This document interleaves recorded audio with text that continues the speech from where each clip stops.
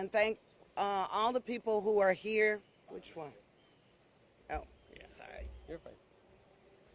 I want to welcome everyone and thank the countless people who have joined Equality NC and many organizations like Planned Parenthood and the ACLU in fighting for our rights. We're here today essentially because we are fighting for our lives in terms of reproductive health care, voting rights, and we've seen assaults on our trans youth in this state. All of us, I will say, speaking for myself, are exhausted and exasperated by this horrific attack on our communities. We have a great lineup of speakers to address many bills that we have before us, but specifically we're here today because of House Bill 808, which threatens to take away life-saving health care for our trans and gender nonconforming youth in the state. We will not let this stand. We will fight along the way, and you'll hear from many speakers who are in the battle, who are joining arms with us. So without further ado, I'm going to hand it over to our Education Policy Director, Robby Kern. Good afternoon. Hello all. I'm Robby Kern. My pronouns are they, them, and theirs, and it's an honor to be here with you today. Albeit we come back together, unfortunately, under circumstances where our lives are under attack once again. But lately, I've been dreaming. Just something I do a lot, and Octavia Butler continues to remind us to continue imagining and dreaming. And I think ahead into the future, maybe 30 years, maybe even 50 years into the future. And I look around and I see my community. Some of us are young, some of us are old, but we are together vibrant. We look around and the trees are lush and the grass is green, and we are together, connected. We can look back on 2023 and say, we did that. We can look back at that time and understand that we did what we needed to do to get through it together. We join arms today across North Carolina, knowing that all of our bodily autonomy is under attack. From how we learn in the classroom, to how we care for ourselves with medical providers, all the way into how we express ourselves through athletics, through expression. And knowing that our choice is ours to make. No matter what happens in this building today, your power is yours. And there is nothing that can take that away. So that our community can grow old together. So that we can move together and see our community reflected in the textbooks the way it was always meant to be, truthful. And that we can remember that we can continue to lock arms and move through into the future the way that we've always imagined. Thank you to all of the young people who are taking their warm summer hours to be here with us today. Thank you to the medical professionals that continue to put our community first, under medical best practice proven globally, for our educators that are fighting to continue to ensure that they can care for students day in and day out. All of our families, all of the professionals here, and all of the regular, smegular, trans and queer folks that are here to say, we will not be erased. I'd like to invite Laura up to the stage. Hey y'all, I'm not a public speaker, so I'm going to rely on my notes. My name is Laura Lane. I'm the impact coordinator at the Campaign for Southern Equality. I was born in this state, I was raised in this state, and I still live in this state. My pronouns are they, them. As someone who relies on access to gender-affirming care, my heart is breaking and, quite frankly, full of righteous anger. Watching the NCGA attempt to ram through legislation that would block trans youth from accessing this care is life-saving.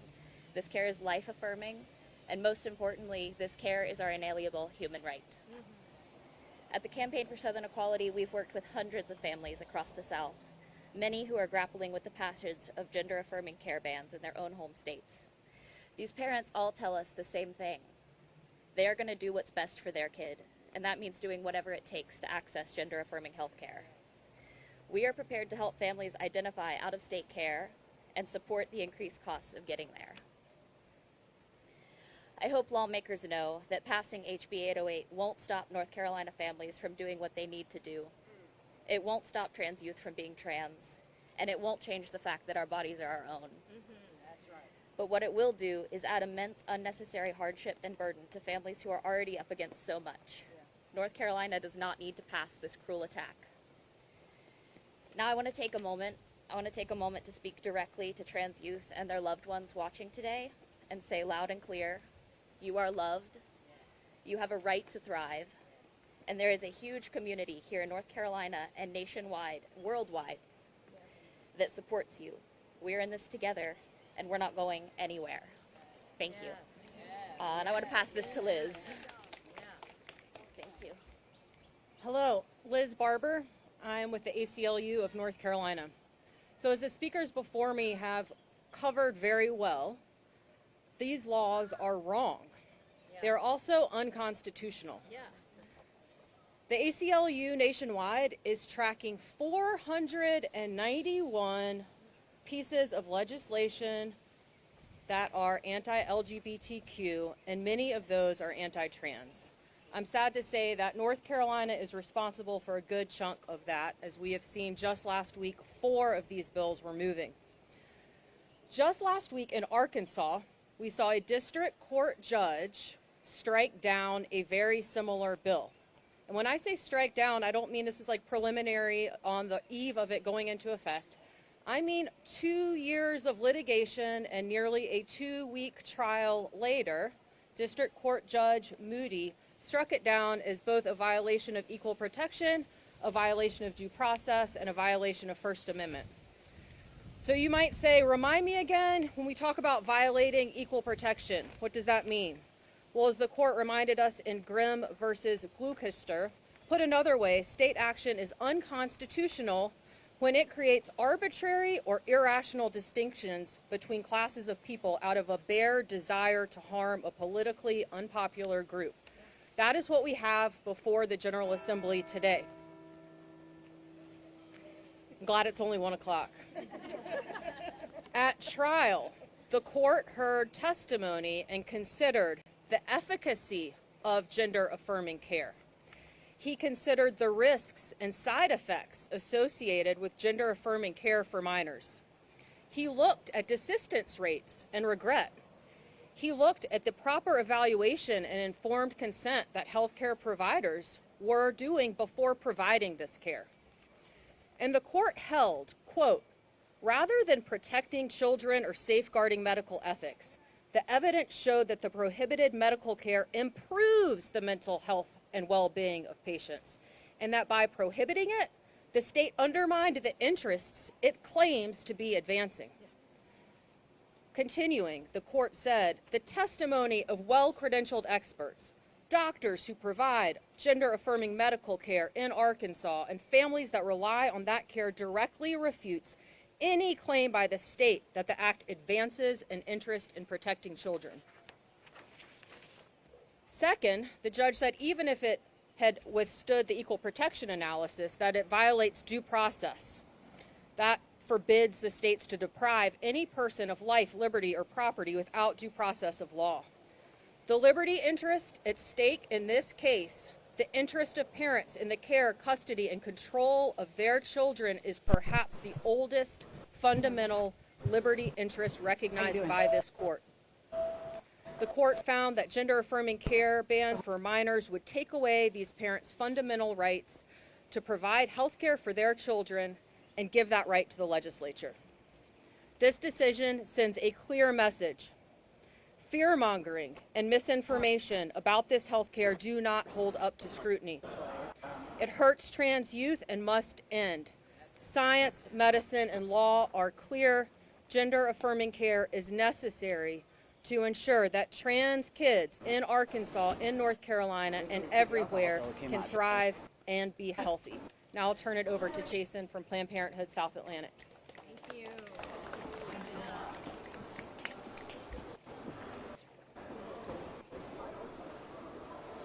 Hello all, my name is Chasen and I'm an organizer with Planned Parenthood South Atlantic.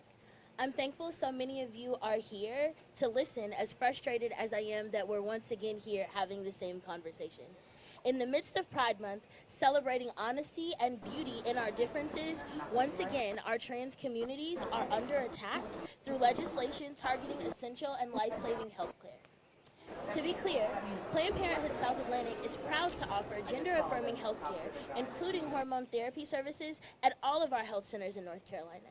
And we will always stand hand in hand to to protect the rights and freedoms of all of us, especially our most vulnerable, and especially in the season meant for us to celebrate being proud in our own unique identities.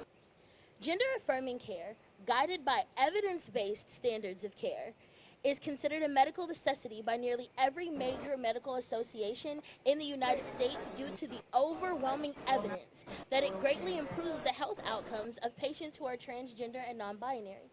Restrictions on this care, opposed by medical bodies and organizations across the country, who consistently warn such policies, threaten the lives of our transgender young folks. We all deserve to act in our own self-determination.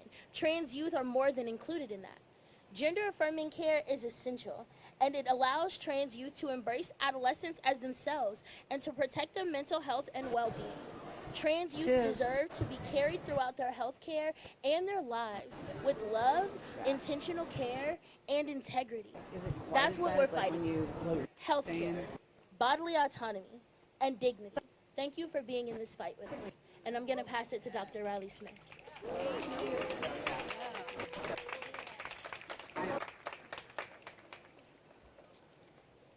Good afternoon. I'm Dr. Riley Smith. I use he, him pronouns, and I'm a family physician. I grew up right here in Raleigh, and I've dedicated my career to serving patients of all ages and walks of life, including providing gender-affirming care to transgender adolescents and adults. Through this work, I've had the absolute privilege and honor to bear witness to one of the most profound, life-changing processes that a person can go through. Supporting young people through this journey is the greatest part of my job, and I cannot begin to describe the fear I have knowing that care could be taken away. We know for a fact that laws banning gender-affirming care will have dire consequences. The data on that are clear. I could stand up here and recite statistics on rates of violence, harassment, depression, or suicide. But this work isn't about numbers or percentages. It's about people. It's about the 15-year-old living in a conservative town who drove 2 hours to his appointments, and by starting testosterone, gained the confidence he needed to finish high school and ended up going to college with a full scholarship. It's about the 16-year-old who was so dysphoric about her body that she had to turn the lights off just to take a shower, but who started taking estrogen and eventually found the courage to join her school soccer team, where she thrived. It's about a kid who attended a rally just like this, saw an openly trans lawyer speaking for an advocacy organization, and realized that he could, in fact, transition, go to medical school, and become an openly trans doctor. These are the stories and real lives of my patients, and I'm honored I get to be a part of their life story. It is the most incredible, challenging, beautiful, gut-wrenching, and heartwarming parts of my job. When I say that access to gender-affirming care is life-saving, that is not hyperbole, and these politicians simply have no idea what it means to take that care away. To tell a young person that they cannot be who they know at their very core that they are.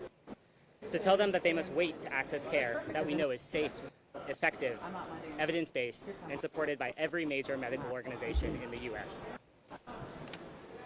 To tell them that they must suffer because our legislators are too afraid of anyone who does not look or act a certain way. Despite what Republicans might have you believe, this healthcare is neither new nor controversial. Unlike them, I have trained for over a decade to learn the science and the art of medicine, including all of the considerations that go into providing gender-affirming care. Understanding what is involved in a family's decision to support their child through medical transition can only take place through a thoughtful, open conversation between a patient, their parents, and their trusted clinician. We do not need politicians in the exam room with us making those decisions for your family. We must protect the sanctity of the physician-patient relationship. We must protect the right of parents and their children to decide what is best for them. We must protect trans young people who deserve every opportunity to thrive as their most authentic selves. Thank you very much. Finally, I want to speak directly to all the young trans folks out there. I promise you that myself and thousands of other people are fighting alongside you every single day. You are cherished, you are celebrated, and you are so, so important. I assure you that my colleagues and I will continue to provide care to the full extent of our medical licenses, as widely as we are able to, and as long as we are able to. Because it is the right thing to do, and it is what you deserve. Thank you. I'm going to pass off to a parent here. Hi, my name is Margaretbiladu, and I appreciate getting invited to speak here today. Again, like I said, my name's Margaretbiladu. I'm here from Chatham County. I'm a mom of 4. I'm also the spouse of a recently retired Air Force veteran of 20 years. We decided to return home to North Carolina, primarily because we knew that our child would be safe, protected, and have access to medical care here in North Carolina. So when I was in active cancer treatment for gastrointestinal cancer, grade 1, stage 3B, my son reached the point of care when his team, including myself and his dad, finally approved HRT. I insisted on scheduling my appointments around his appointments because his life-saving medical care is just as important as my own. Now, North Carolina legislators are set to take away my parental rights, the rights that I fought to be able to exercise during my own fight with cancer. Where are my parental rights in this equation? This is a private and personal medical decision. Trans-affirming medical care saved my child's life. It is a misconception that blockers and HRT are handed out like Tic Tacs. It is a long process. It involves therapy. It involves meeting with multiple doctors. It involves parental consent. It involves consent of the children. It involves meeting with multiple therapists. And this is a private decision that should take place between the patient, the parents, and their care team. My most important job is being a mom, and my most important role as a parent is to guide my children to have functional autonomy in order to grow into happy, healthy, whole adults. I wasn't as woke as I wasn't always as woke as I appear to be. Part of being a parent is learning along with your child. My oldest is 21. I didn't realize I was forcing society's ideas of identity on her. She's often lamented to me that she wished that I was the fully accepting parent that I am now when she was growing up. People are who they are. No legislation, no pressure, no withholding of affection will change who a person is. We can either accept people's identities, or we can try to drive ourselves crazy trying to force people to be someone that they're not. And in the end, they are still that person inside. They're just buried under layers of depression, self-loathing, hate, fear, rejection. So I'm just here to say that my life sun turned around when we finally realized that we could choose to accept our child, or we could have no child. One way or another, that was what we were facing. And I reject the idea that these parental right laws that are being put forward have anything to do with parental rights any more than they have to do with legislating a particular brand of morality. And let's face it, not everyone in North Carolina, not everyone in this county, not everyone in the United States has the same religion or even the same morality. We should not be legislating morality. The rights of all men are diminished when the rights of one man are threatened. My heart goes out to all of the trans people who have had to sit through the General Assembly, misidentifying them, misgendering them, calling their identities, a thing that is so essential to them, a fad. Shame on anyone who would treat someone, their constituent, that way, and most especially the trans youth. Thank you so much for having me here today.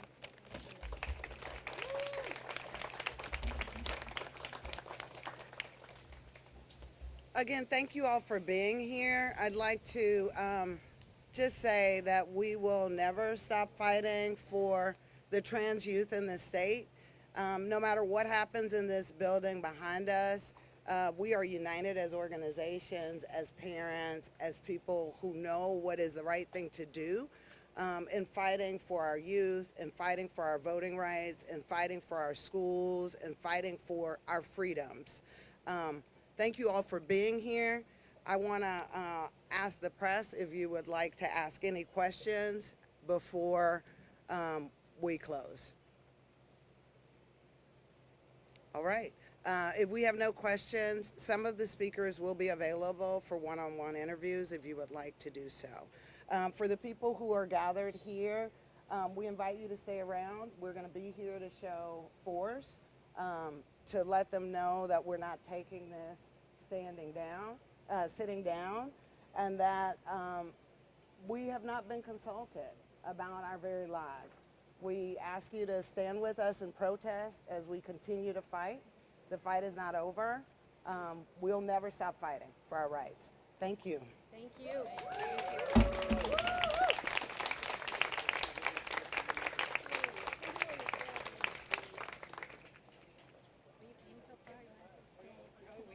Everyone, first, thank you all for being here. Give it up for yourselves again. Like, really.